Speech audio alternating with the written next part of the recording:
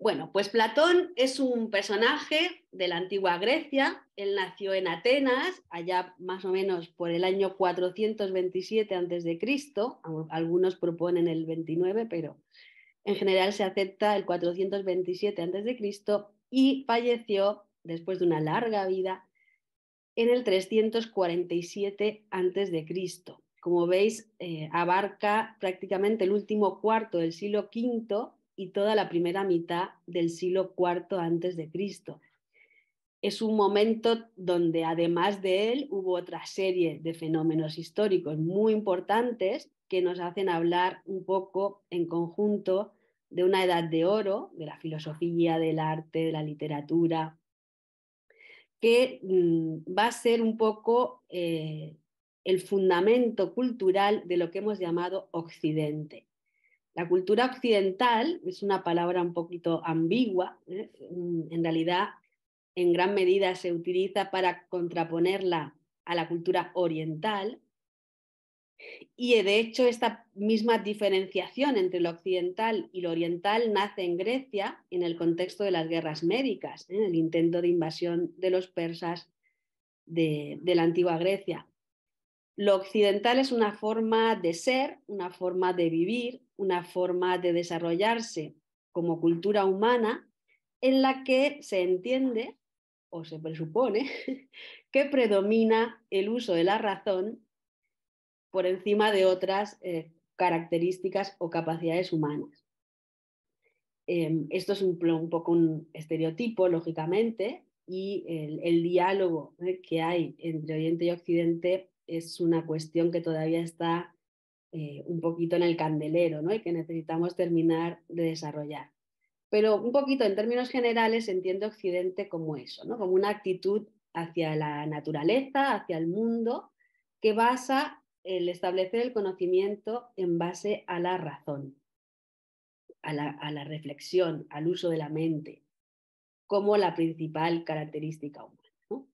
Y en ese sentido, el nacimiento de la filosofía como disciplina justamente se produce más o menos en este contexto, quizá un poquito antes, en el siglo VI, con la figura de Pitágoras. La palabra filosofía significa amor a la sabiduría y según la tradición fue Pitágoras el primero que la introdujo cuando un alumno exaltado le llamó sofos, ¿no? O gran sofos. Y él dijo, no, yo no soy un sofos, yo soy un filosofos, porque como era un hombre muy humilde, decía, no, yo amo y busco la sabiduría, pero todavía no la tengo, ¿no? Por tanto, la filosofía se entendió como una actitud de búsqueda mental de respuestas al sentido del universo y de la naturaleza humana y de la naturaleza humana. En ese sentido, en todo este contexto, Platón podría haber sido uno más de todos estos pensadores y sin embargo no lo ha sido mucho más, porque Platón no es solamente Platón, es Platón y los neoplatónicos, es decir, es Platón y el continuo resurgir de las ideas platónicas en las llamadas escuelas neoplatónicas que se ha dado en la historia. Eso también lo vamos a explicar ahora un poquito. Por tanto, tenemos un pensador que nace en el contexto efervescente del origen de la filosofía, en esa búsqueda de explicaciones al sentido de la vida humana, utilizando esa herramienta que llamamos la mente o la razón.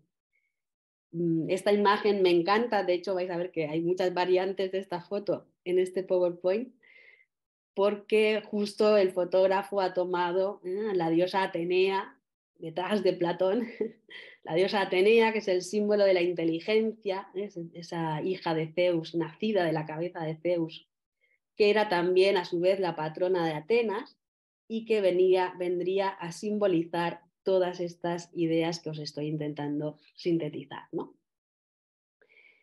Bueno, Platón, ¿por qué sigue vigente? ¿Por qué nos interesa leer a Platón hoy, 2400 años después? Bien, yo he intentado que lo entendáis a través de simplemente mostraros qué aspecto de nuestra vida tiene sus raíces o depende todavía de los fundamentos que puso Platón. Aquí tenéis una vista de Atenas. Más o menos se dice que la escuela de Atenas, la escuela de Platón, la academia, estaba a los pies de la Acrópolis, es un decir, y imaginamos que detrás de todos estos cementos que hoy aprisionan las antiguas construcciones griegas, hubo un día jardines y paseos en los que Platón enseñó una serie de ideas justamente utilizando esta técnica del paseo, de la conversación, del diálogo, que fue lo que finalmente puso nombre a sus textos, lo cual heredó de su maestro Sócrates, y no solo de Sócrates, ¿no? Había otros pensadores que enseñaban de esa manera, es decir, no enseñaban la filosofía en un aula con pizarra y PowerPoint, sino que la filosofía era una conversación, ¿no? Un acto de charlar sobre los asuntos que definían la polis, la ciudad. La ciudad era ese espacio en el que los distintos individuos, por un lado, desarrollan su vida propia, individual, con sus familias, pero que también comparten con los demás individuos, con las demás familias, un lugar común. Esto también se ha llamado el ágora, luego también veremos alguna reconstrucción de todos esos espacios. Y en ese ágora, en ese lugar común, se habla de los asuntos comunes. Por tanto, lo que Platón enseñó a sus discípulos, lo que conversaba con sus discípulos y con sus conciudadanos, eran los asuntos comunes, las cuestiones que nos interesan a todos, por el hecho de ser personas y por el hecho de ser ciudadanos, ¿no? Habitantes de la polis. ¿Qué asuntos eran esos? Bueno, por una parte, Platón es el padre de la filosofía, no porque sea el primer filósofo, sino porque fue el primero en crear una escuela, la academia, completamente sistematizada, por así decirlo, con una serie de disposiciones que permitieron, con el paso de los siglos y los milenios, que todavía hoy a los centros de estudio y a los centros de conocimiento los llamemos academias, o a los eruditos que estudian en las universidades los llamemos académicos. ¿Vale? Esto fue así porque él desarrolló una escuela en la que estableció una metodología y un modelo de aprendizaje, y en sus textos también estableció los fundamentos de un sistema educativo, que es otro de los aspectos que vamos a ver. Efectivamente, si yo tuviera que decir, aparte de la filosofía, si me dijeras, dime en una sola palabra la disciplina a la que crees que Platón le prestó más atención a lo largo de toda su obra y de todo su trabajo: la educación. ¿Vale? Para Platón, la educación es uno de los temas fundamentales, yo casi diría que el fundamental. La educación del ser humano. Somos ciudadanos y no somos bestias, no somos bárbaros, ¿no? La palabra bárbaro, no sé si lo sabéis, viene del griego, la palabra bárbaro significaba extranjero, no tenía en principio una connotación negativa, pero con el tiempo y el desarrollo de la cultura griega, los griegos y los atenienses en particular empezaron a percibir que los extranjeros eran más rústicos o más rudos, o no tenían, digamos, ese elitismo intelectual que ellos consideraban la base de su cultura, y la palabra bárbaro va a ir poco a poco quedando asociada a personas rústicas, sin cultivar, sin formar, sin desarrollar. Esta idea es muy importante porque Platón, a través de sus textos, establece cómo el ser humano, aunque tenga unas cualidades innatas, necesita de una buena educación para que éstas florezcan y para desarrollarse plenamente como persona. Entonces él puso las bases de esta educación, algunas cosas no es que él las invente, forman parte de la cultura griega, pero él las sistematiza y también desarrolla cosas que sí son propias de él, ¿no? Gran parte de toda nuestra metodología educativa actual se fundamenta todavía en la obra de Platón, especialmente en la República, de la cual algunos de los padres de la pedagogía moderna dijeron que era la obra de educación más importante que se ha escrito en la historia de la humanidad, ¿no? Que no es decir poco. Platón también se le puede considerar el padre de la ética. Luego veremos que también se dice lo mismo de Sócrates. La diferencia con Sócrates es que Sócrates no escribió, Sócrates no puso nunca sus ideas por escrito, y Platón sí. ¿Por qué Platón es el padre de la ética? Porque Platón en todos sus diálogos nos explica las distintas virtudes, nos explica qué es la templanza, qué es el valor, qué es la prudencia. Estoy citando ahora las 4 virtudes platónicas por excelencia, y por supuesto toda la República, además de ser una obra maestra en educación, también se dedica a explicar qué es un hombre justo, qué es la justicia. Luego en otras obras explica lo que es el valor. Hay muchísimas alusiones constantes a intentar definir las virtudes y sus contrarios, los defectos. La ética como una reflexión sobre la propia conducta, de la cual el ser humano, por tener libre albedrío, es el dueño. Eres el dueño de tu propia conducta. Y si tu propia conducta no está regida por los valores, pues entonces está regida por el instinto, porque solo hay 2 opciones: o somos bestias, somos brutos y nos dejamos llevar por nuestros instintos, o somos humanos y usamos nuestra mente, nuestra razón, para refrenar esos impulsos y para reflexionar sobre cómo queremos comportarnos en las distintas situaciones de la vida. ¿Vale? Por eso, en ese sentido, eres el padre de la ética. Y gran parte de las definiciones de esas virtudes, que en parte fueron retomadas por el cristianismo, como las 4 virtudes cardinales, son las 4 virtudes platónicas. Y a través de eso, junto con otros elementos, ha llegado hasta nosotros como esa reflexión sobre la propia conducta, que es imprescindible para que una persona se eleve sobre esa parte animal. La política.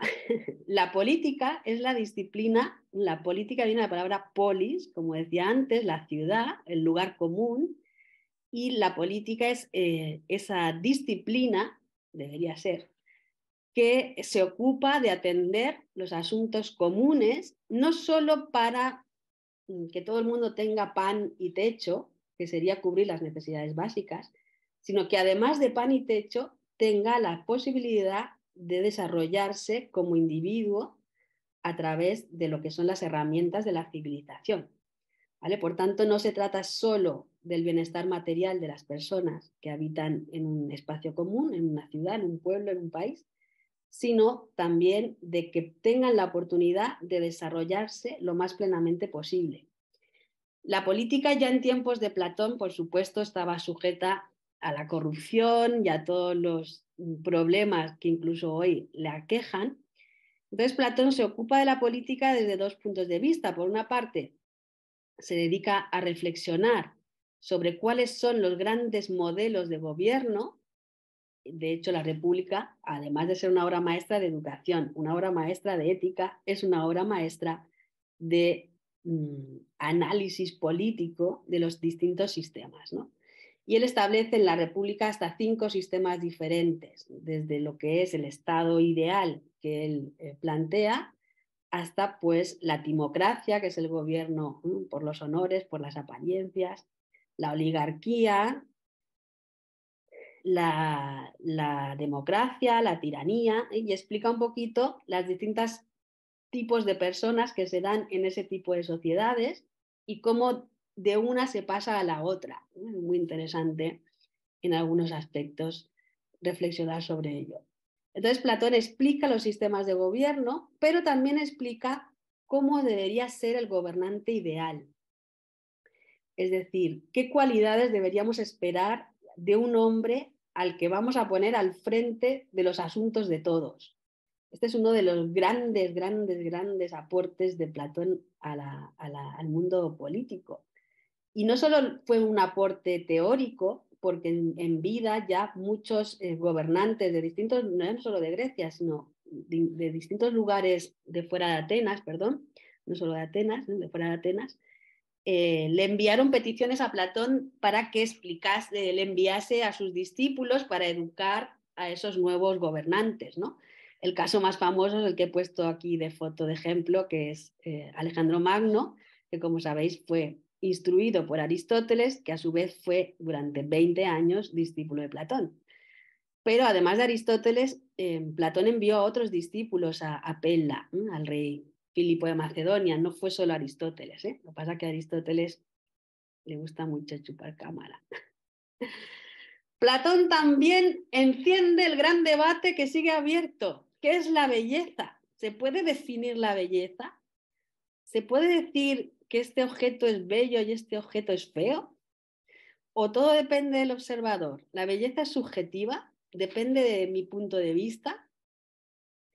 Este es uno de los grandes e importantes debates de 2400 años en marcha, porque todavía no se ha cerrado este debate, todavía seguimos hablando sobre este tema, tratando de explicar este tema y enfrentándonos a veces en discusiones estériles con respecto a que yo digo que la belleza es esto y el otro dice que la belleza es lo otro, ¿no? Y ya Platón, en el siglo IV antes de Cristo, reflexionó sobre ello, puso todas estas discusiones que todavía tenemos sobre la mesa y llegó a ciertas conclusiones. Por tanto, sería, yo creo, muy interesante leerle a ver qué dijo, a ver si estamos discutiendo sobre algo que ya está resuelto, ¿no? Ojo que la belleza y la estética no son lo mismo. También hablaremos en el curso sobre esta diferencia y cómo Platón explica perfectamente que no es lo mismo lo bello que las cualidades de lo bello. Que esto es una idea también muy interesante. Bueno, me tengo que ser sintética porque yo me alargaría con cada una de estas ideas porque me encanta. El amor que es uno de los grandes temas de toda la literatura occidental. Si viajamos un poquito por la Edad Media y el Renacimiento en Italia, lo que encontramos son poetas del amor, cantores del amor, filósofos del amor. El amor es una de las experiencias, situaciones, sentimientos más trascendentes en la vida humana. De hecho, pues por amor se han hecho las mayores locuras y los mayores sacrificios y los mayores logros, ¿no? El amor es uno de los grandes motores de la conducta humana. Y también Platón le presta muchísima atención en varios diálogos, en el banquete, en el Fedro, para tratar de entender qué es esto del amor, por qué nos perturba de esa manera, si hay varios tipos de amor, si cuando el amor nos atrapa estamos condenados y ya perdemos el discernimiento y el libre albedrío, o bien ese amor no es el verdadero amor en tanto en cuanto nos hace perder el dominio de nosotros mismos y en realidad nos estamos confundiendo y el amor verdadero es un amor que eleva, que sublima, que te hace mejor. Esta es una frase muy platónica. El amor tiene que hacer mejores a los amantes. Si los hace peores, desconfiad. Pues posiblemente no sea amor. Otro gran tema que ha perdurado y que sigue siendo trascendente e importantísimo en toda la vida artística y literaria de nuestra cultura es el tema de la inspiración. ¿Qué es la inspiración? ¿Qué es ese estado creativo extraordinario que se produce la mayoría de las veces de forma espontánea, como involuntaria, ¿no? Y nos conduce a realizar obras magníficas que incluso el propio autor al leerlas o al verlas dice, caramba, esto lo he hecho yo. ¿Qué es la inspiración?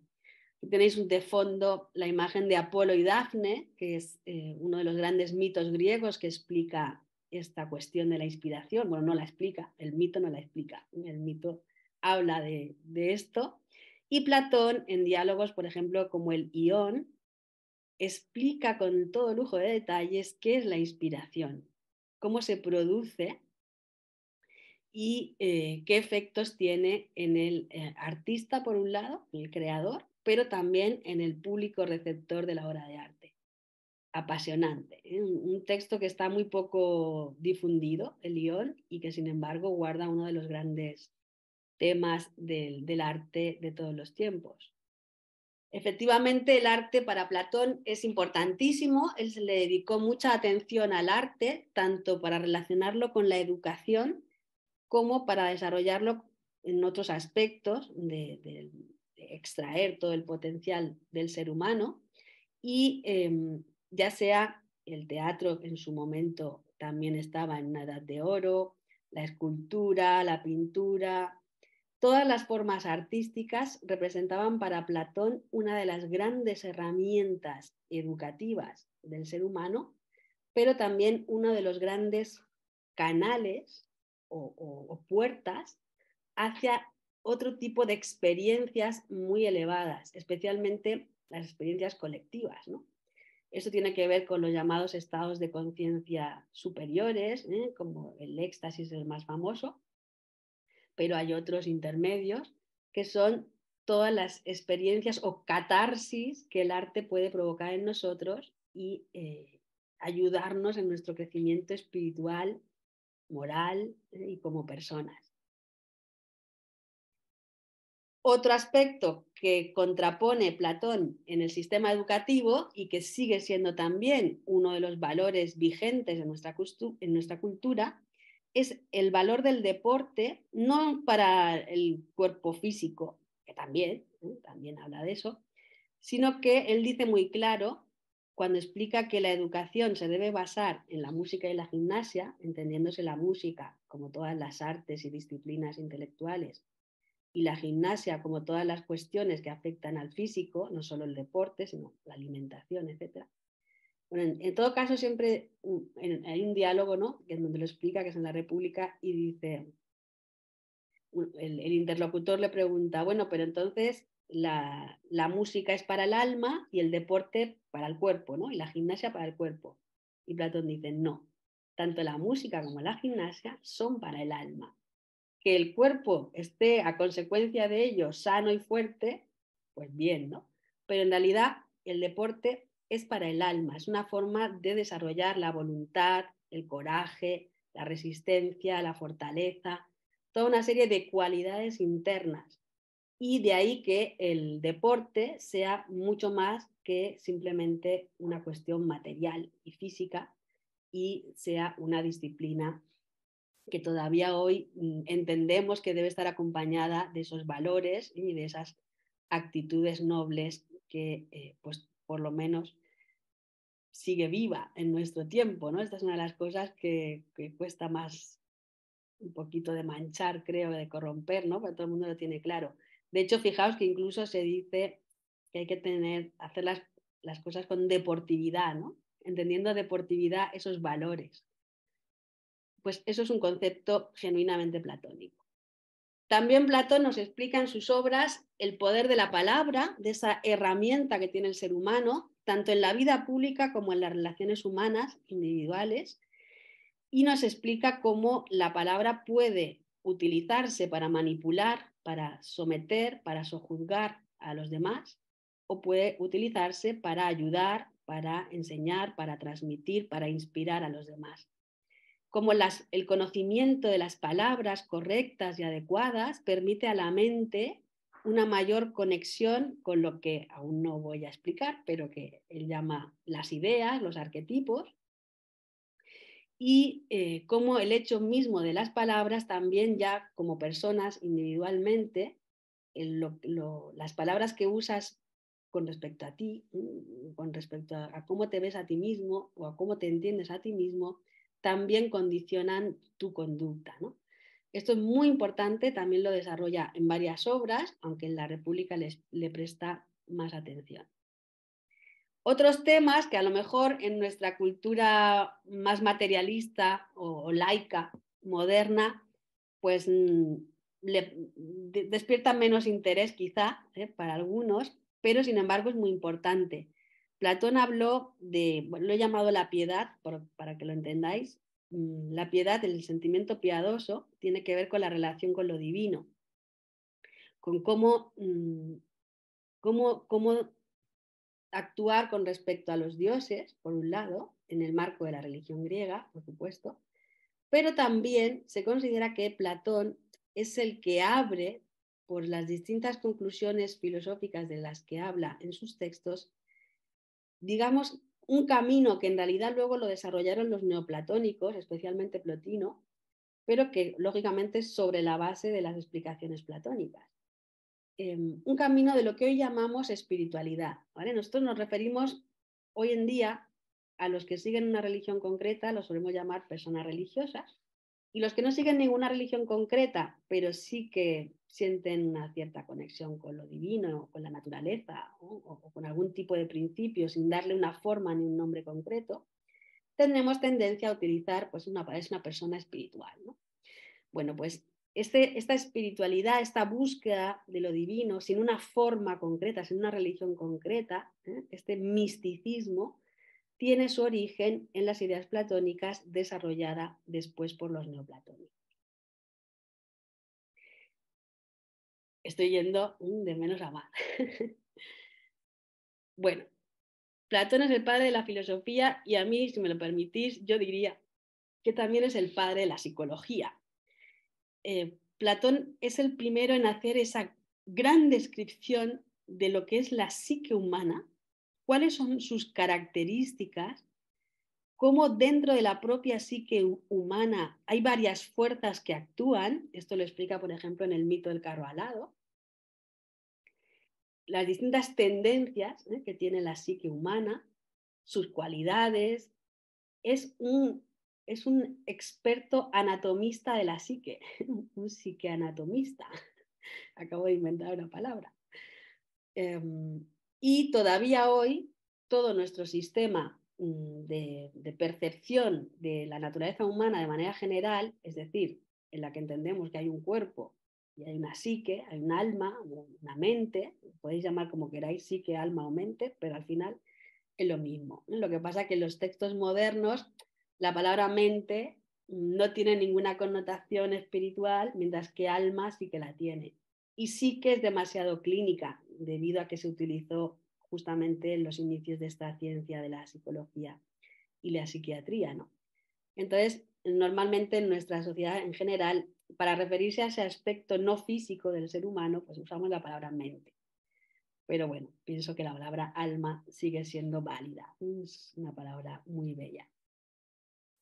También Platón en sus textos nos va a ofrecer algo que es uno de los grandes apuntes que normalmente los filósofos modernos, cuando hablan de Platón, esto lo evitan, ¿no? Porque como que les da un poco de vértigo meterse aquí. Hace la primera descripción de lo que sucede después de la muerte y es el primer occidental que pone por escrito una explicación filosófica, argumental, de la doctrina de la metempsicosis, o lo he puesto reencarnación para que lo entendáis todos. Es decir, la idea de que el ser humano no vive una sola vida, sino varias vidas. Esto está en Platón, en La República, el mito de donde explica directamente, a través de un mito, de estos cuentos platónicos, la idea de la metempsicosis, de la reencarnación, y en el Fedón, o sobre la inmortalidad del alma, también desarrolla toda una serie de ideas respecto al tema de la muerte. Aquí tenéis al dios Hades raptando a Perséfone, el dios del inframundo, del más allá, que son de vital importancia para la historia en general del pensamiento sobre la finalidad de la vida humana, el hecho de que lo que pase después de la muerte o lo que no pase determina cómo vivir. Lógicamente, lo que hay después de la muerte, ultérrimamente, en teoría, no podemos saberlo hasta que no nos llegue el momento. Es un conocimiento que supuestamente no se puede acceder a él hasta que ya estás dentro, ¿no? Por tanto, se supone que todas estas explicaciones entrarían dentro del ámbito de la creencia. Por eso Platón lo explica con un mito y no lo explica, digamos, de una manera más racional. Sin embargo, aunque entre dentro del ámbito de la creencia, está explicado de manera argumental y filosófica. Y este es uno de los grandes logros de Platón. Se ha discutido mucho si Platón tuvo acceso a pensamiento indio a través de Pitágoras, porque sabemos que Pitágoras estuvo en la India, pero esto es muy difícil de aseverar, ¿no? Muy difícil de saber, ¿no? Con lo cual, bueno, pues hablaremos sobre todos estos temas cuando lleguemos al mito de Er o al Fedón y veremos qué podemos sacar en claro de este aspecto del conocimiento platónico. ¿Alguien está pintando en la pantalla? Les ruego por favor que deje de hacerlo.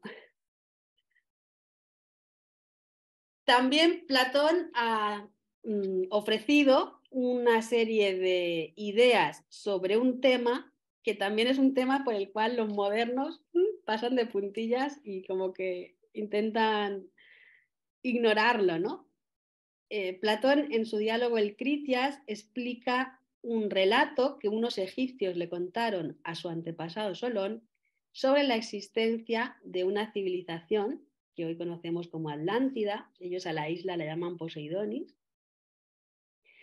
y que estaría más allá de las columnas de Hércules, es decir, en el Océano Atlántico, y que se habría hundido el último, digamos, fragmento de este continente. Los últimos fragmentos se habrían hundido hacia el 10.000 antes de Cristo, es decir, hace ahora 12.000 años. Lógicamente, cuando Platón cuenta esto, no usa un mito, como usa, por ejemplo, el mito de Er o el mito de la caverna, sino que él dice que es una narración que él recibe a través de su familia. Él era descendiente de Solón por varias generaciones, hay como unas 5 o 6 generaciones entre Platón y Solón, y no era descendiente directo, sino del hermano de Solón, pero vamos, que Solón era parte de la familia. Y es un hecho histórico que Solón estuvo en Egipto. ¿Vale? Entonces, Platón explica este relato como algo que le fue contado a Solón en un contexto en relación con los griegos, con la historia de Atenas, y él no sabemos si Platón tenía una postura sobre si esto es verdad o no, porque justo es uno de los pocos diálogos de Platón que nos ha llegado cortado, o sea, que no está hasta el final. Esto sería muy interesante porque quizá al final él adoptaba una posición con respecto a esto de me lo creo o no me lo creo, ¿no? Pero como esa está cortado, como no sabemos el final de ese diálogo porque se ha perdido, pues ha quedado como un poco en la incógnita. Pero lo cierto es que a partir de Platón, en donde esta narración se pone por escrito por primera vez en la historia de Occidente, han surgido toda una serie de pues, buscadores de este continente perdido, defensores y también mucho más numerosos, escépticos al respecto, pero sea como sea, está ahí, está escrito en un diálogo platónico y es un tema que si Platón le prestó atención, pues, ¿por qué no? No hay que tener miedo nunca, nunca hay que tener miedo al conocimiento ni a leer las cosas y luego pues cada uno sacar sus propias conclusiones, lógicamente, siempre racionalmente. Bueno, como decía, Platón intercala, bueno, esto es un poco la síntesis del el conjunto de cosas que le debemos a Platón y que son temas de los que todavía hoy seguimos hablando, seguimos discutiendo, seguimos cuestionándonos una cosa, la otra, cómo hacer la mejor educación, cómo no hacerla, cómo desarrollar una política y encontrar un gobernantes que estén a la altura de las circunstancias, etcétera, etcétera, etcétera. ¿Vale? Este es un poquito mi objetivo con esta serie de diapos, era mostraros que todos estos temas fueron tratados en los diálogos platónicos y todavía son muchas de sus conclusiones parte de nuestra forma de vivir la política, la ética, la belleza, etcétera, o están en discusión todavía con respecto a esas ideas platónicas originales, ¿no? Todo el marco del origen de la filosofía, no solo Platón, está un poco sintetizado en esta famosa frase o sentencia que es el paso del mito al logos. Se ha querido ver en Grecia un cambio en la historia de la humanidad donde se va a pasar de pensar de una manera simbólica, a través de los mitos y los dioses, a una manera racional, lo que hoy queremos llamar científica. Bueno, justamente Platón es el gran maestro en explicar por su propio sistema, no porque lo explique directamente, sino por su propia metodología de enseñanza, que el ser humano tiene formas de aprender a través de la razón y tiene formas de aprender a través del símbolo.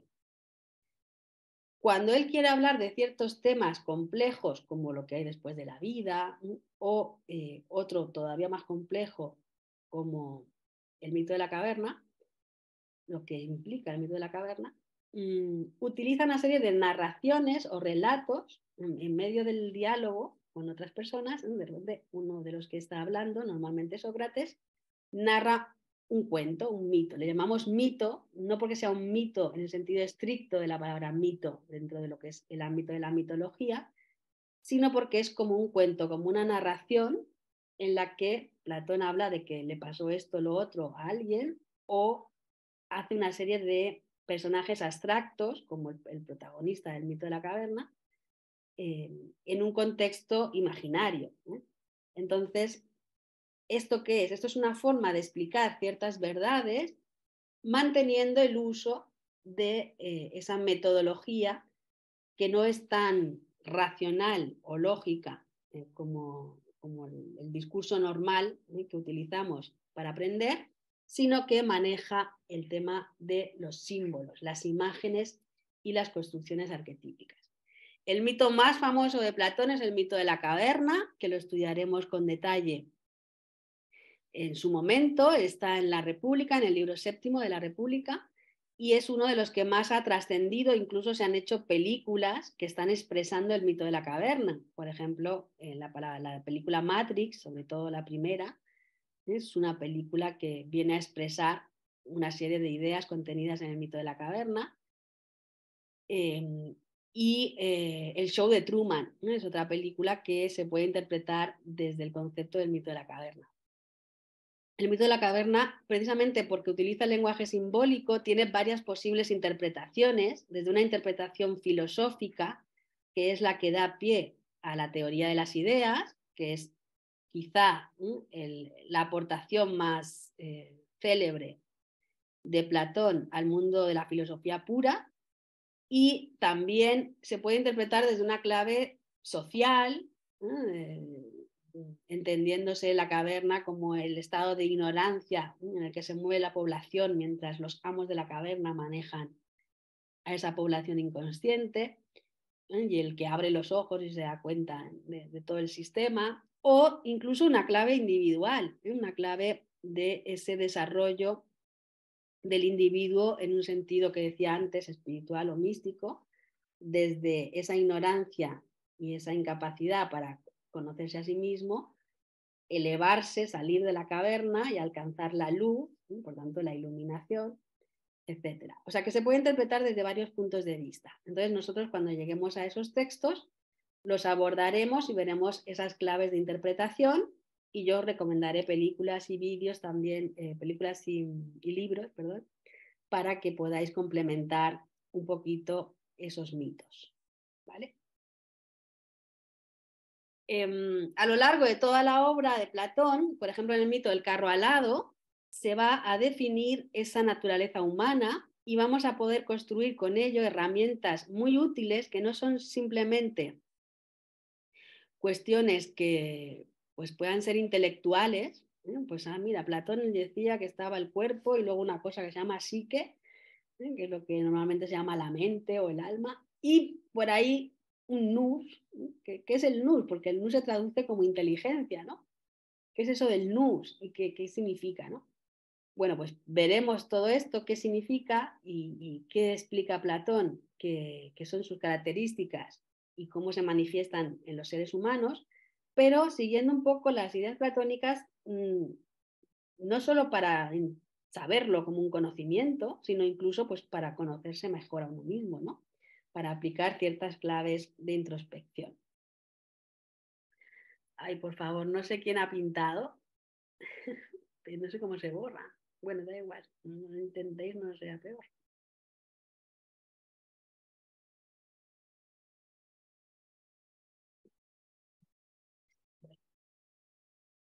Bueno, Platón ya he dicho que no debe comprenderse como un pensador en solitario, no, no es que de repente estaba Atenas ahí desarrollándose como cultura, apareció un hombre, cambió la filosofía, la ética, la educación y es el único ahí que tiene todo el mérito, ¿no? En realidad, Platón es parte de lo que yo llamo el legado de Atenas, que debe verse en una visión de conjunto como justamente una idea muy bonita, que es que Platón sintetizó todos los esfuerzos de muchísimos hombres y mujeres que han quedado quizá en el olvido o el anonimato más que el olvido, pero que han adquirido voz y han perdurado a través de la voz de Platón. ¿A qué me refiero con esto? Platón nace en el siglo V a.C., justo cuando el gran Pericles acaba de morir. Pericles muere el año 429 a.C. y hemos visto que Platón nace el 427. Pericles es el hombre que hizo posible la famosa creación del llamado imperio ateniense, entre muchas comillas, lo de imperio, pero que hizo de Atenas, como él mismo explica en un discurso que nos ha quedado, una escuela para el mundo. El propósito de Pericles era hacer de Atenas un modelo, un paradigma de ciudad y un modelo y un paradigma de ciudadanos en los que otras ciudades griegas pudieran inspirarse para realmente alcanzar las más altas cotas civilizatorias. Y en relación con otros aspectos históricos que no me da tiempo aquí a desarrollar, se produce también la reconstrucción de la Acrópolis de Atenas, que había quedado prácticamente fulminada por los persas en las guerras médicas y que se habían propuesto en principio no reconstruirla como recordatorio de esa guerra, ¿no?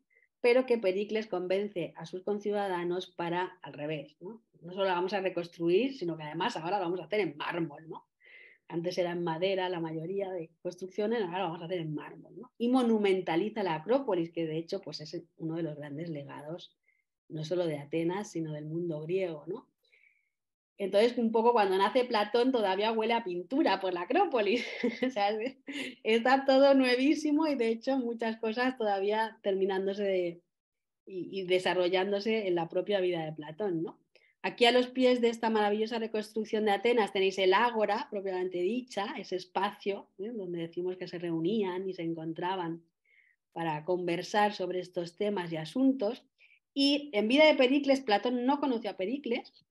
Su madre, cuando quedó viuda, se volvió a casar con un personaje que había sido muy amigo de Pericles, pero él no, ni tenía un vínculo familiar ni lo conoció en persona porque no coinciden, digamos, no llegan a ser contemporáneos.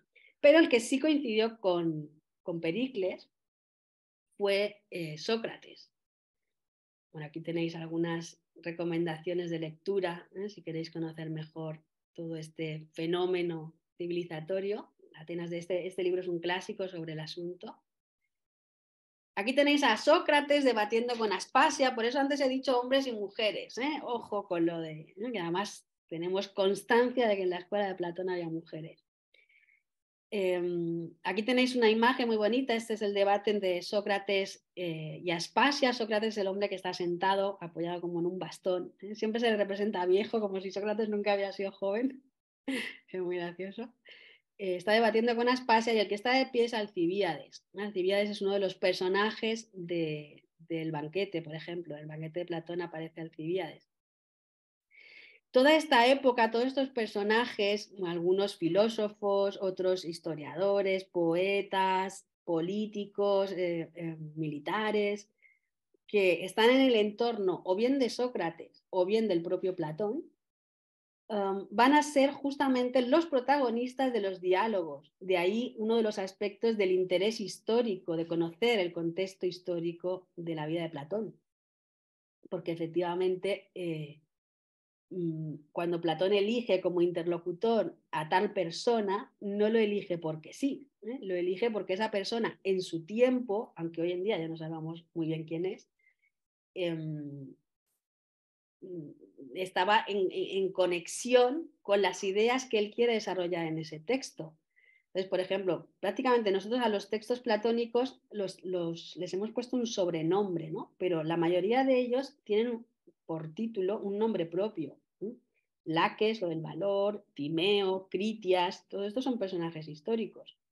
En los propios diálogos hay siempre varios, en general, varios interlocutores normalmente, y adoptan distintas posturas con respecto a un personaje que siempre lleva la voz cantante. En los diálogos platónicos, Platón no se pone a sí mismo, pone a su maestro Sócrates.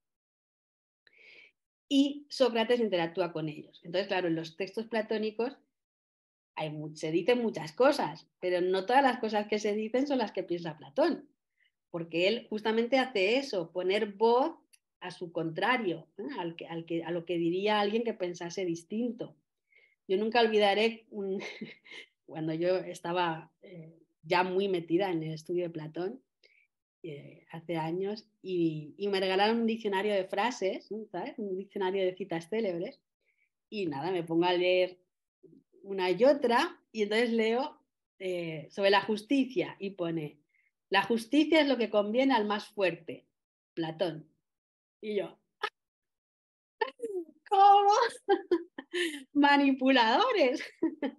Obviamente esa frase está escrita en la República, pero no la dice, no es lo que piensa Platón, es lo que dice uno de los opositores. Entonces, claro, el que había hecho ese diccionario de máximas o era un manipulador o era un poco ignorante. Entonces tú cuando lees a Platón y entre todas esas discusiones que se establecen, ¿cómo saber lo que Platón piensa en todo lo que se dice? Bueno, pues a quien tienes que mirar es a Sócrates, que fue su maestro y fue además no solo maestro de Platón, sino maestro de otros muchos grandes personajes de su época y que van a representar un fenómeno que ha hecho que la filosofía se estudie desde dos puntos de vista. Los filósofos presocráticos, es decir, antes de Sócrates, y los filósofos postsocráticos. En ese sentido, Platón sería un postsocrático, ¿no? Todo esto, claro, son definiciones modernas a la hora de analizar la evolución del pensamiento, ¿no? ¿Quién es Sócrates? Bueno, pues Sócrates es también un personaje que vamos a estudiar. Vamos a hacer la vida de Platón y la de Sócrates juntas, porque es un personaje que no se puede dar de lado, ¿no? Sócrates era un hombre de condición, entre comillas, humilde a nivel económico y político, que formó parte de ese círculo de Pericles y los filósofos y artistas que le acompañaban a Pericles, como Fidias, por ejemplo, el gran escultor, y en el campo de la filosofía, Anaxágoras, que no era ateniense. Junto a eso, también en tiempos de Sócrates se desarrollan varias escuelas de pues, supuestos pensadores que van a ser llamados en la tradición de la historia filosófica los sofistas. Los sofistas son personajes que tenían escuelas educativas de filosofía, de política, de ética, pero que digamos que sus intenciones no eran del todo limpias. A raíz de una sentencia que emite el oráculo de Delfos, donde un personaje que va a Delfos le pregunta quién es el hombre más sabio de Grecia, y el oráculo le dice que es Sócrates, llega a Atenas, ¿no? Y le dice, oye Sócrates, mira lo que ha dicho el oráculo, ¿no? Y Sócrates dice, ¿yo? ¿Qué dices? Sócrates siempre se definió como un hombre más bien que él era ignorante, ¿no? Y que él simplemente tenía sed de conocimiento y sed de ser mejor persona, ¿no? Pero que era muy ignorante, desde luego no acepta, ¿no? Y dice, no, no puede ser, el Dios se ha equivocado, el oráculo se ha equivocado. Que voy a hacer una cosa, voy a buscar al hombre más sabio, se lo voy a llevar al oráculo para demostrarle que está equivocado. Entonces se pone a asistir a las clases de todos estos sofistas, de todos estos personajes, Y al final, cuando los ha visitado a todos, sale y dice, ahora ya entiendo por qué el oráculo ha dicho que yo soy el más sabio, ¿no? Porque soy el único que no sabe nada, mientras que todos estos se creen que saben algo, ¿no? Y mi sabiduría consiste precisamente en ser consciente de que no sé nada. Esto es una de las grandes sentencias socráticas y uno de los grandes fundamentos del pensamiento y de la filosofía y de la humildad del ser humano a la hora de aprender. Si tú te crees que ya lo sabes todo, eres como una taza llena, ya no entran nuevos conocimientos, tú ya sabes que te van a enseñar a ti otros. Mientras que si tienes una actitud de, de admiración hacia la inmensidad de la naturaleza, del universo, de lo misteriosa que es la vida humana y la vida no humana, toda la vida en general, la magia que hay en los acontecimientos, en lo que llamamos, ¿no? Las casualidades de la vida, que parece como si unos hilos invisibles nos guiasen, pero no podemos saber exactamente lo que es. O sea, hay tantos enigmas, tantos misterios en la vida y en la existencia. ¿Cómo puedes creer que tú lo sabes todo, ¿no? O que tu postura es la correcta y la única verdadera? Entonces Sócrates, a partir de esa experiencia, él sí va formando un círculo de discípulos, pero él nunca se consideró un maestro en el sentido estricto de la palabra, sino que él decía, bueno, vamos juntos, ¿no? Vamos a hablar. ¿Tú crees que sabes lo que es el valor? Sí, bueno, pues vamos a ver, ¿qué es el valor para ti? ¿Y qué es para ti? Y tal, y empiezan el diálogo socrático. ¿Sí? A través de esa conversación, tratar de llegar a conclusiones y tratar de llegar a saber si realmente sabes sobre eso o crees que sabes, pero realmente no sabes. Esto es muy, muy socrático. Además de eso, Platón, que va a conocer a Sócrates cuando él ya ha recibido una educación bastante amplia en todos los aspectos, y en Sócrates va a encontrar, por así decirlo, lo que Platón buscaba en un maestro. Lo que Platón buscaba en un maestro es que fuese coherente, es decir, que lo que pensaba y lo que hacía fuesen una misma cosa. Y esto lo encontró en Sócrates. Platón dice en algunos de sus, bueno, ya veréis que le dedica varias obras a Sócrates directamente, como la Apología de Sócrates o el Critón o el Fedón, están dedicados al injusto juicio que se le hizo a Sócrates y a su muerte, y afirma sin ninguna duda que Sócrates fue el hombre más justo de su época.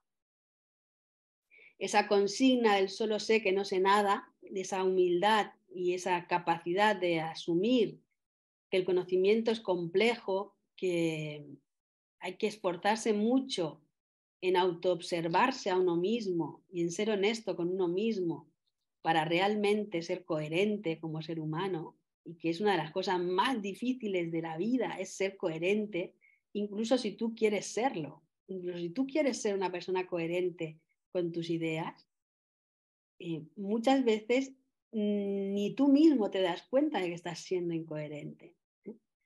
Entonces es uno de los aspectos más difíciles y más complejos.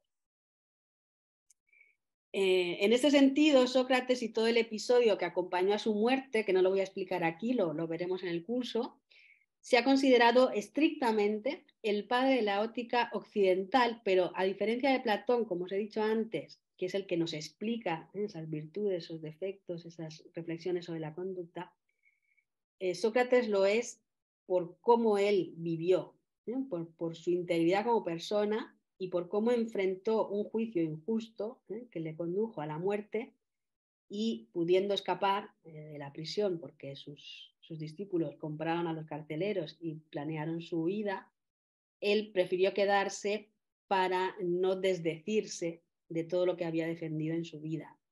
Como dijeron después los estoicos, me parece que fue Epicteto que dijo, bueno, porque un discípulo le preguntó que por qué Sócrates no se fue aquella noche, no se escapó de la prisión, porque podría habernos seguido enseñando muchísimas cosas de haber vivido más, ¿no? Y Epicteto le responde, nada de lo que nos hubiera podido enseñar Sócrates viviendo unos años más puede compararse con lo que nos enseñó quedándose allí aquel día, ¿no? Platón dice, Cuando oigo a un hombre que habla de la virtud y de la ciencia y es digno de sus propias convicciones, me encanta. Es para mí un placer inexplicable ver que sus palabras y sus acuerdos están perfectamente de acuerdo y sus acciones están perfectamente de acuerdo. Y se me figura que es el único músico que sostiene una armonía perfecta, no con una lira ni con otros instrumentos, sino con el tono de su propia vida, porque todas sus acciones concuerdan con todas sus palabras. La coherencia. Bueno, en ese contexto, además de todo lo que es el espacio creado por Pericles y esos filósofos y artistas que le rodeaban, de los que Sócrates era uno, junto con Anaxágoras y con otros, también a la muerte de Pericles, justo de hecho Pericles todavía es parte del inicio de este conflicto que hemos llamado la Guerra del Peloponeso, que va a ser un conflicto entre Atenas y Esparta que va a durar la friolera de 30 años. ¿Vale? Justamente Pericles empieza, muere a los pocos años, a los 2, 3 años de empezada la guerra, y durante toda la juventud de Platón, o sea, nace Platón en el 27 y la guerra ha empezado en el 31. O sea, sus primeros casi 30 años de vida se desarrollan en el contexto de la guerra del Peloponeso. La guerra del Peloponeso, imaginaos, una guerra que duró 30 años, con algunos altibajos. Si la Segunda Guerra Mundial, que duró 5, todavía hoy estamos, digamos, viviendo el eco de las consecuencias de la Segunda Guerra Mundial, imaginaos una guerra que duró 30 años. O sea, Platón nació en guerra y él vivió en lo que era un estado de guerra hasta prácticamente su madurez. Esa guerra tuvo episodios terribles, se hicieron cosas horribles y también tuvo consecuencias políticas muy importantes. Por ejemplo, Atenas va a caer como potencia a consecuencia de esta guerra y la democracia como modelo de gobierno va a quedar desacreditada. Esto es muy importante para entender por qué Platón no considera la democracia el mejor sistema de gobierno. Tiene que ver con esta guerra y lo que ha pasado y algunas actuaciones que se sometieron a votación general y que eran auténticas absurdos, que llevaron a situaciones un poco kafkianas. ¿Vale? Entonces es muy importante comprender esto. El tema ético, por qué Platón y luego Aristóteles continúa, se dedican a explicar una y otra vez lo que son las virtudes. ¿Qué pasa? ¿Que los griegos no lo sabían? Bueno, pues precisamente lo que pasa en una guerra, ¿qué es? Que se hacen tantas barbaridades que pierdes el norte, ya no sabes lo que es ser bueno, lo que es ser malo, ni lo que es el valor, ni lo que es la cobardía, porque se han cruzado tantas líneas rojas que ya se ha desorientado todo el mundo, ¿no? Por eso la obra de Platónica hace todo ese esfuerzo en volver a definir las escalas de valores. Y por otra parte, también como consecuencia de todo lo anterior, va a haber un crack político, porque también va a emerger el reino de Macedonia, que va a venir a modificar en otro sentido también el panorama del mundo griego, ¿no? Entonces, a la muerte de Sócrates, como decía antes, Platón no es el único filósofo, ni su escuela es la única escuela griega. Platón funda la academia, en la que aprende Aristóteles durante 20 años, y más tarde fundará el Liceo, pero otros discípulos de Sócrates fundan también sus propias escuelas. A estas escuelas las llaman las escuelas morales y las diferencian de Platón del hecho de que el sistema de Platón, tal vez porque nos ha llegado su obra más completa quizá que la de los otros condiscípulos, pero lo que nos ha llegado de esos otros condiscípulos abordan la filosofía, la ética y también en parte la educación, pero haciendo un acento mucho más fuerte exclusivamente en lo moral, en lo ético. ¿Vale? Mientras que Platón es mucho más amplio en todos sus conocimientos. Ya veréis que Platón no es solo discípulo de Sócrates. Entonces, bueno, las más famosas son las de Antístenes, que funda la escuela cínica, que era una especie de Sócrates radical, tan radical que no perduró mucho. El más famoso es Diógenes,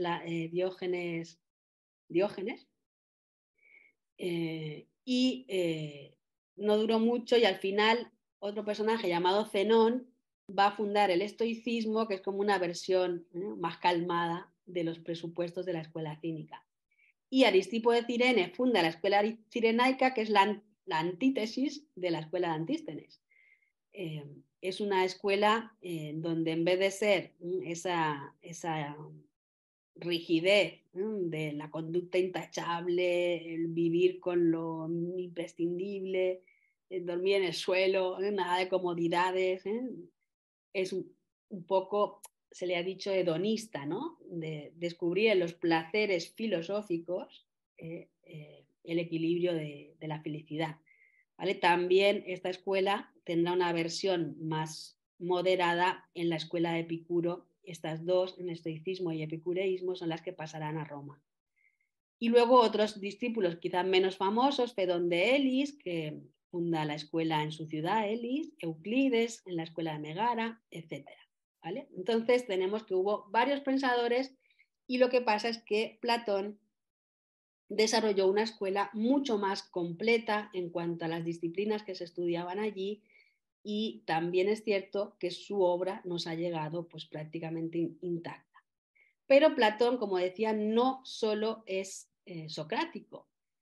Platón, después de la muerte de Sócrates, se dedicará durante 10 años a viajar por distintos lugares y llegará hasta Italia, al sur de Italia, donde todavía quedaba gente que formaba la llamada escuela pitagórica. Pitágoras había fallecido mucho antes, en el 490, casi un siglo antes de cuando Platón tiene contacto con los primeros pitagóricos, pero también Pitágoras sí había escrito libros que por desgracia hoy no nos han llegado, pero Platón sí los conoció y pues Platón conoció a estos pitagóricos, conoció sus ideas y se familiarizó mucho con ellas y de hecho si le hubiéramos preguntado a Platón en qué escuela se encuadraba, él seguramente habría dicho que él era pitagórico.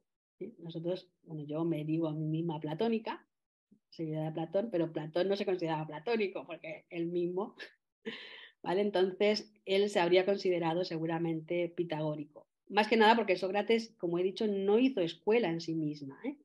Él era él, la escuela era él. Bueno, Pitágoras lo veremos también en el curso un poquito para que entendáis qué aspectos de la escuela pitagórica integra Platón en su pensamiento, de manera que, como digo, se amplían en muchas disciplinas y en muchas cuestiones todo su trabajo. También, además, estos viajes por el sur de Italia le hicieron conocer a un personaje muy interesante, que hablaremos de él, que le va a llevar a Siracusa, donde va a intentar, lo que se ha dicho a veces, fundar una especie de Platonópolis, que en realidad, bueno, no era eso lo que él quería, pero sí fue la primera oportunidad que él tuvo de intentar asesorar a un gobernante, pero ese gobernante resultó ser un tirano que casi lo mata y al final lo terminó vendiendo a Platón como esclavo. ¿Vale? Entonces lo compró un pitagórico, por cierto, para salvarlo y lo envió de vuelta a Atenas. Bueno, eso también lo veremos en el curso, esos detalles, porque todas esas cuestiones van a afectar mucho al pensamiento de Platón. Después de todos estos viajes vuelve a Atenas, después de ser comprado como esclavo, y va a fundar su famosa escuela, la Academia, en un lugar donde estaban los jardines de Academos, que dieron nombre a esta gloriosa institución. Y a partir de ahí, pues ya se va a establecer y va a desarrollar, por una parte, la parte didáctica, generando discípulos que se dedican al estudio de las distintas disciplinas y, por otro lado, va a ir escribiendo sus famosos diálogos a lo largo de toda su vida.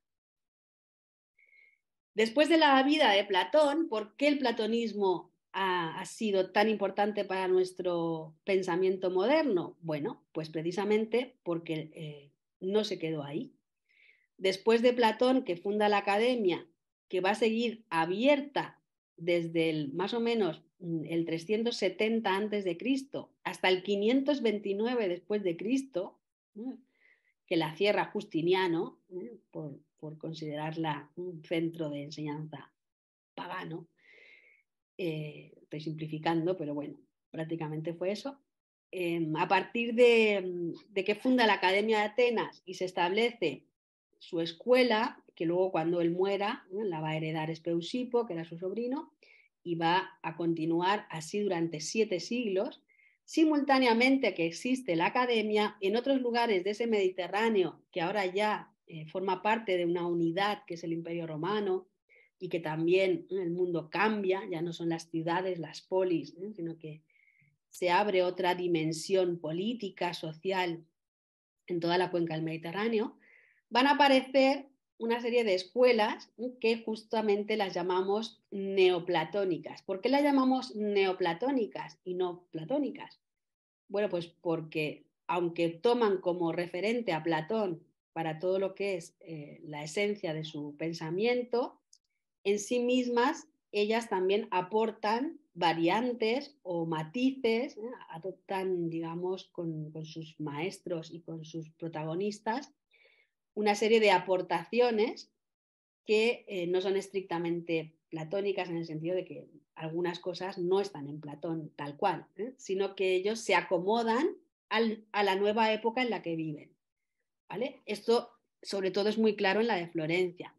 Pero la primera gran escuela neoplatónica se abrió en Alejandría, no confundirlo con la Biblioteca de Alejandría, son instituciones distintas, fundada por Plotino, que luego él se trasladará a vivir a Roma, y por tanto también habrá una escuela neoplatónica en Roma. Su discípulo Porfirio y Jámblico, que Jámblico un poco se aparta, por ejemplo, por eso decimos que en lo neoplatónico, porque no todos lo hacen desde el mismo punto de vista. Jámblico, siendo discípulo de Porfirio y de Plotino, plantea su escuela de una manera un poco diferente, ¿no? Y la más famosa por su triste muerte, que sería además la última, en teoría, directora de esa escuela neoplatónica, que fue Hipatia. Hipatia, que muere poco después de la destrucción de la Biblioteca de Alejandría, en el 415, de esa forma tan dramática, y pues con ella, más el posterior cierre de la propia Academia de Atenas en el 529, se dice que cae el mundo clásico, es decir, que se cierran todos los centros de conocimiento, se queman los libros y en Occidente, en la mitad occidental del imperio, se entra en una era de ignorancia, un caos con las invasiones bárbaras, la cristianización del imperio, etc. Pero esto solo sucede en Occidente. Mientras tanto, en Oriente, en la otra mitad del imperio, que tenía sede o capital en Constantinopla, esa escuela que se ha cerrado de Atenas sigue bajo tierra, sigue oculta, es decir, sin ese protagonismo público que había tenido siempre, pero podemos seguirle la pista a los directores de la escuela neoplatónica de Constantinopla a lo largo de los siglos, hasta llegar a la extraordinaria figura de Gemistopletón. Gemistopletón es el personaje que en tiempos del Cosme el Viejo de Medici va a ir a Florencia junto con el cortejo del emperador Juan Paleólogo y va a convencer a Cosme de Medici de abrir una escuela neoplatónica de nuevo después de 1000 años después de la caída o la muerte de Hipatia. Esto va a suceder en Florencia entre los siglos XIV y XV, y a partir de ahí Gemistopletón trae los manuscritos de Platón que se habían perdido completamente en Europa occidental, salvo algunos fragmentos que se conservaban, y se produce una impresionante traducción de todos esos textos, de todos esos diálogos, que junto con el humanismo, que ya también estaba desarrollándose en Florencia, va a eclosionar en un nuevo despertar de Europa en esa gran era que llamamos el Renacimiento italiano, que va a provocar un cambio, una transformación tan profunda que efectivamente va a terminar lo que llamamos la Edad Media y se va a abrir una nueva era para Europa. Y no os quepa la menor duda que las ideas de Platón fueron fundamentales en el asunto.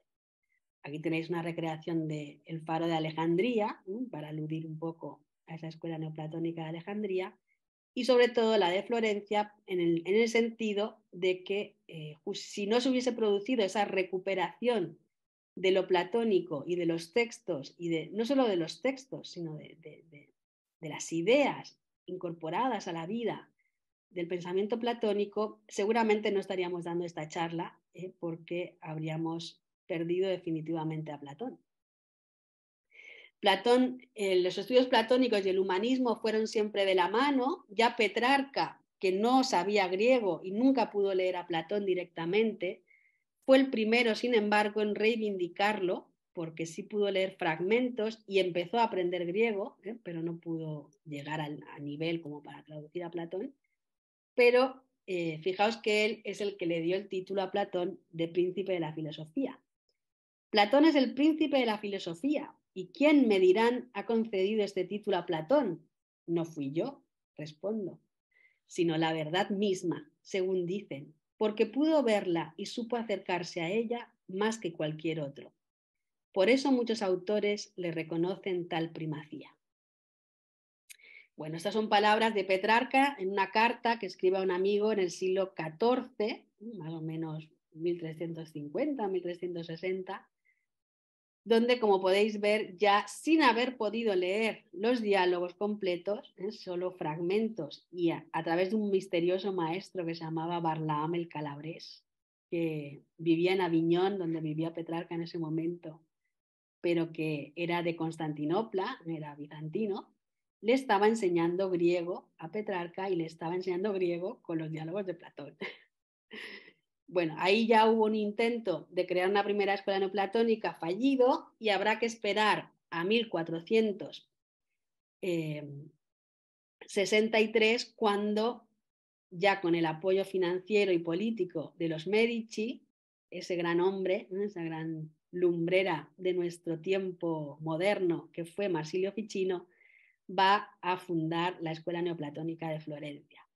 Aquí tenéis una imagen del Palazzo Vecchio, donde está Lorenzo de Medici en el centro, y este de aquí es Marsilio Ficino.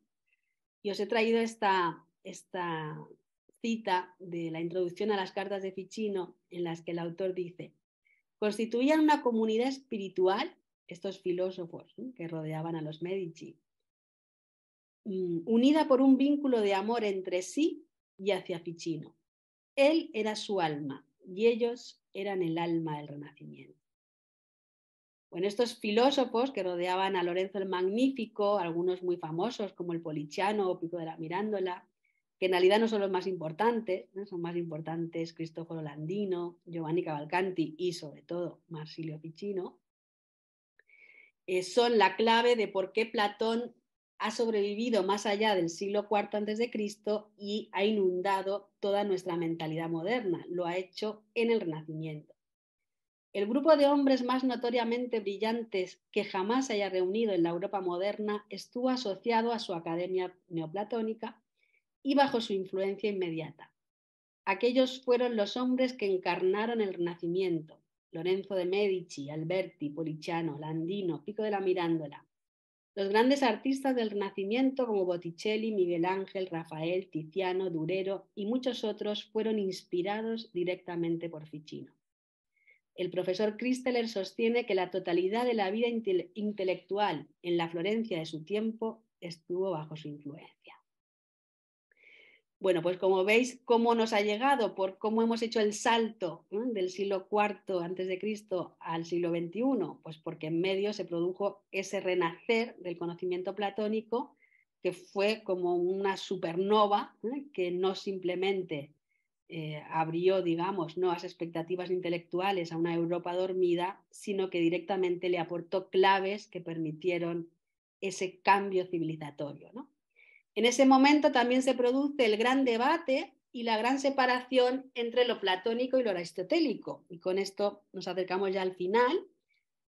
Hemos hablado de Sócrates, de Platón, pero seguro que en la escuela, cuando erais pequeños y os enseñaron los rudimentos de la filosofía, os dijeron pues, Sócrates, Platón y Aristóteles, ¿no? Como una retahíla que se cantaba en el colegio o en el instituto, ya no me acuerdo.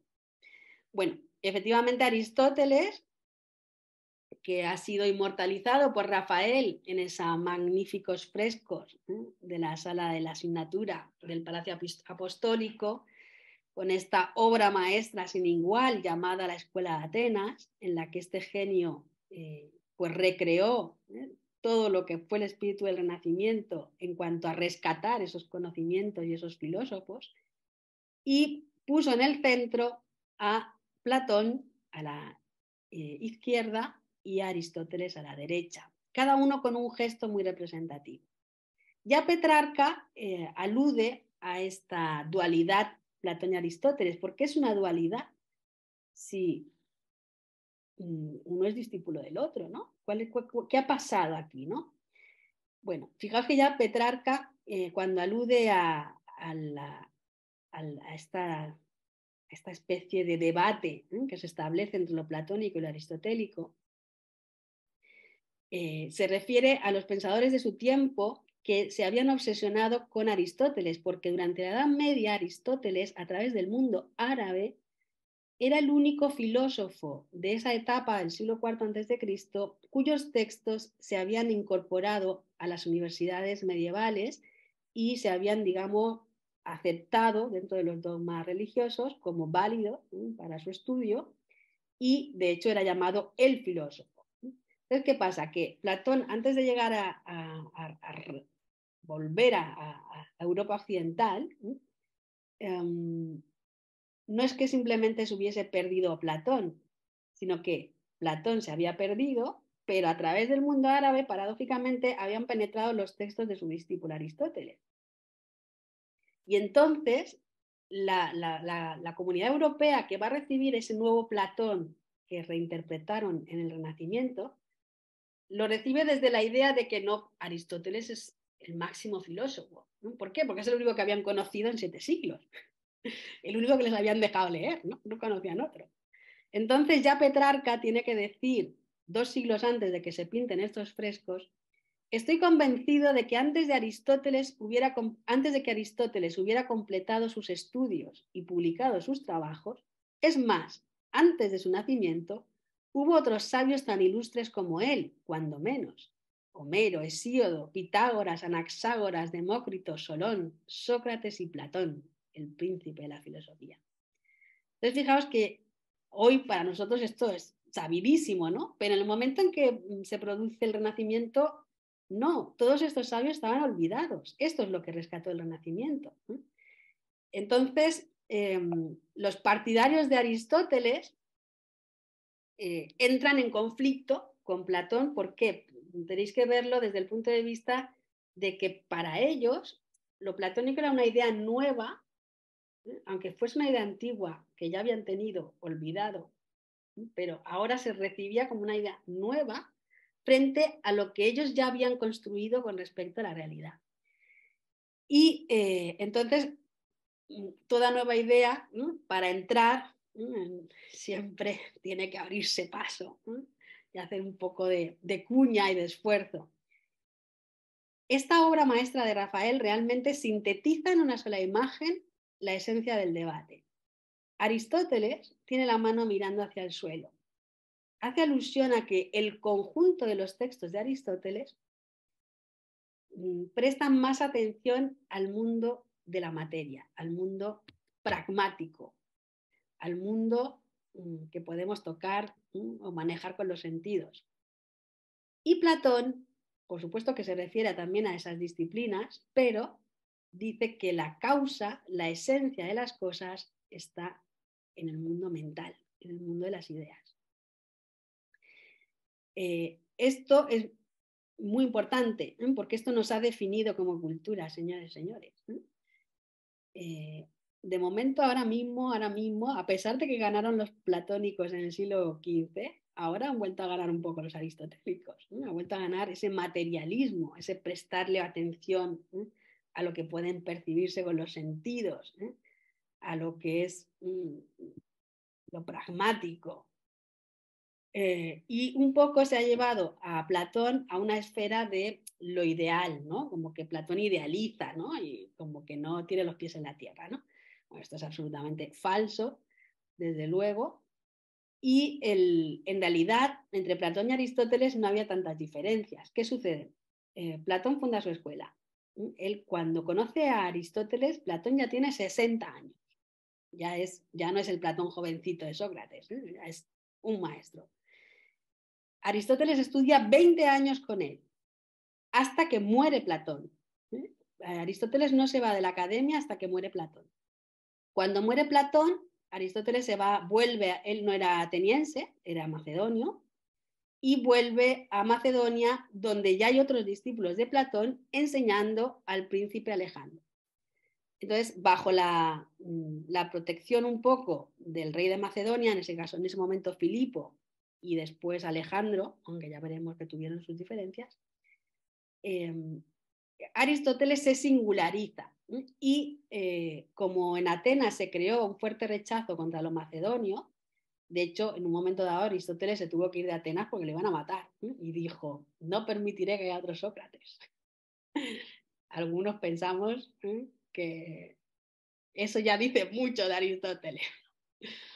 Entonces, bueno, él había fundado una escuela que se llama el Liceo, que también sigue dando nombre a muchas instituciones actuales.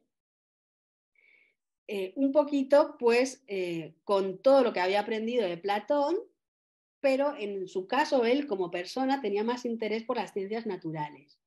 Y de hecho, cuando Alejandro Magno lleva sus conquistas, de todas partes a donde llega le envía plantas, animales, libros, conocimientos de astronomía, le manda muchísimas cosas, ¿no?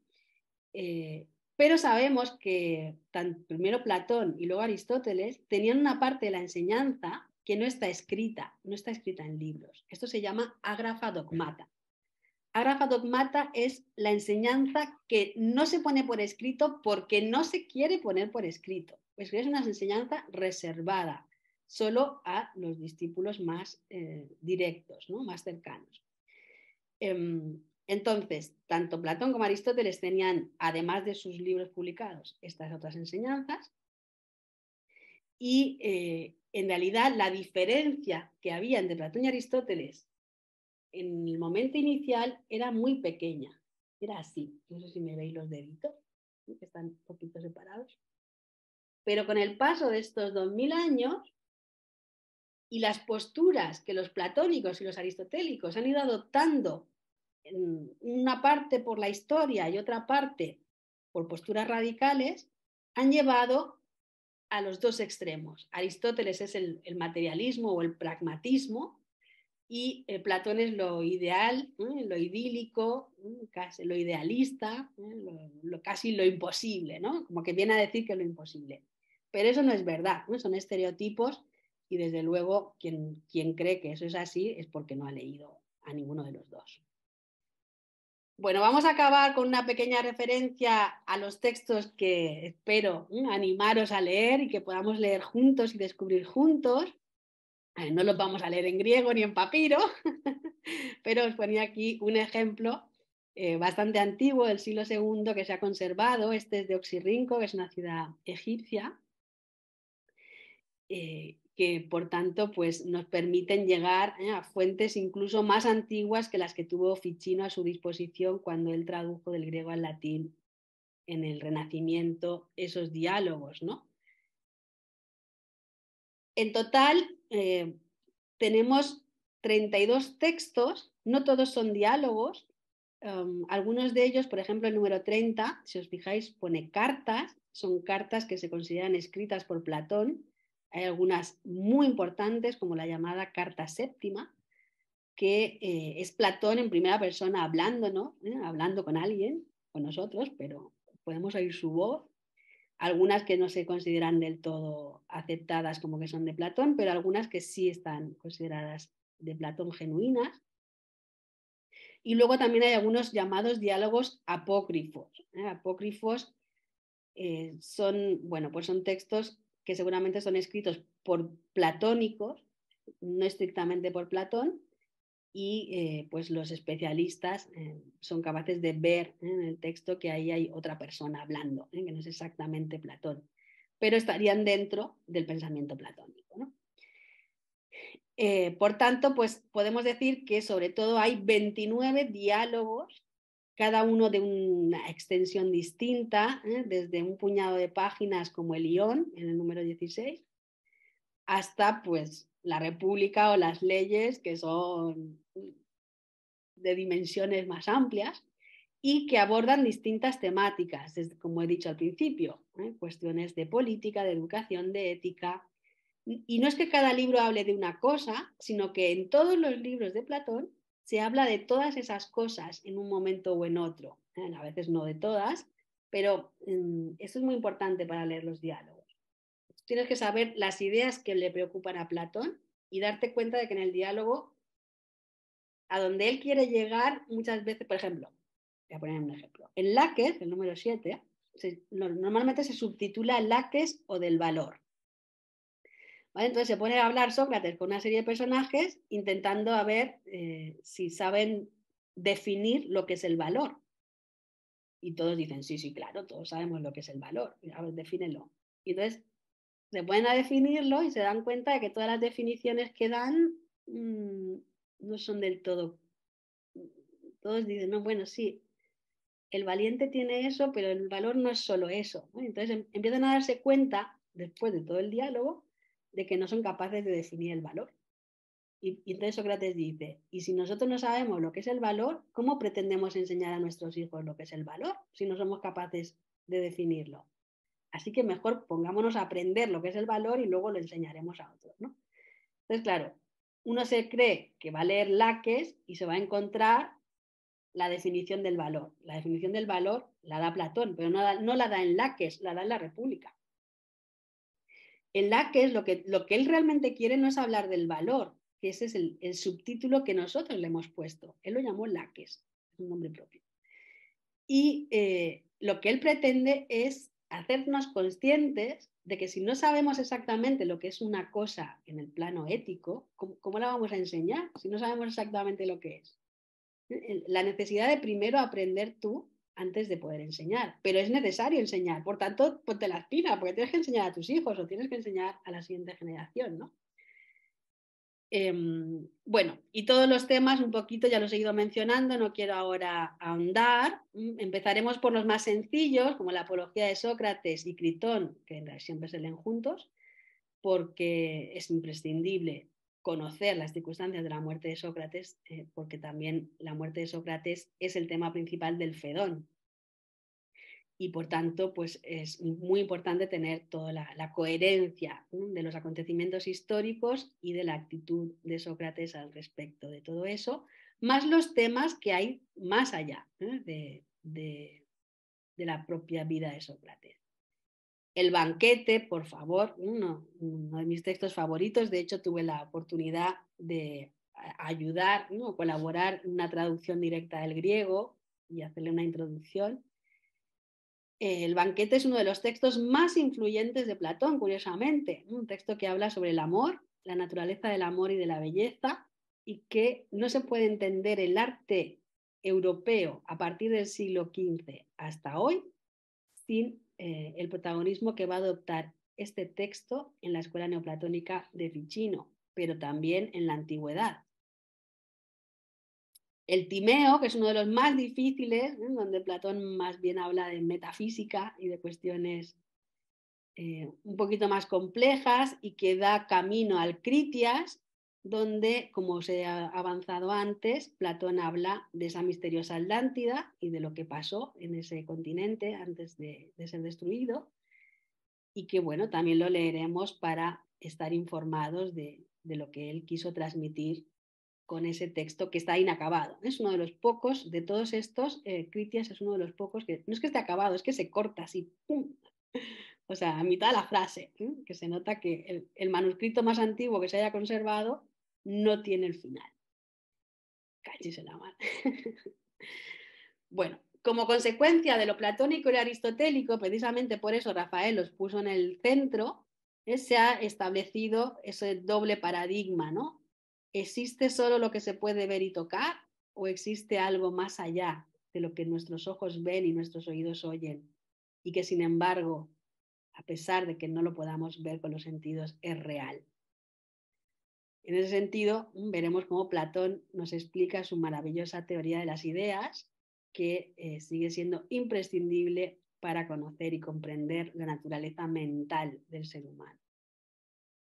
Y para acabar, vamos a citar a Hipatia, vamos a citar a una mujer que además también fue representada en esta obra maestra de Rafael, y que ella dijo: todo lo que buscas lo encontrarás en Platón. Os deseo de todo corazón que así sea, y que conmigo o por vuestra cuenta pues os animéis a leer a este gran sabio, a este gran hombre que nos dejó un legado inmenso, cuya principal característica es que al leerlo te das cuenta de que no fue escrito solo para los hombres y mujeres del siglo IV, sino que fue escrito para el ser humano arquetípico, ¿no? Para el ser humano de todos los tiempos. Muchas gracias por vuestra atención. Vamos a terminar aquí y ahora pues me quedo un poquito con los que quieran hacer preguntas o comentarios.